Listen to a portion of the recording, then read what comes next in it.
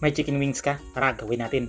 Pagluto na yan, sigurado sarap ang ating kain. At di ko akalain, marunong pa pala tumalon yan. Kaya naglagay lang tayo ng bawang, asin, paminta, paprika, garlic powder. Hindi magpapahuli ang kalamansi. Sabay lagyan mo ng cold water from Pangasinan River. Naubusan na ako ng water from Pasig River, kaya Pangasinan River yung ginamit natin.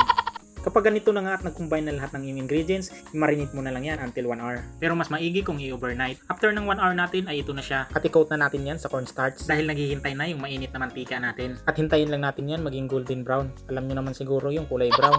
O siya, pag ganito na, tanggalin na natin yan sa kahirapan.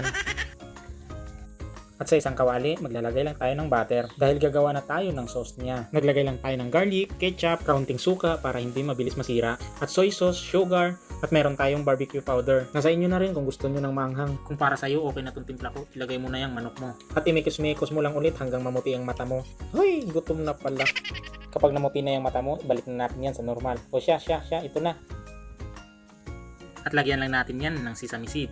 Ayan na, medyo gumanda na tingnan. Kaya tara, kain na. Kalami. Nasayang ko na naman ang oras nyo. Salamat sa panonood. Love you all. Bye-bye. Mwah!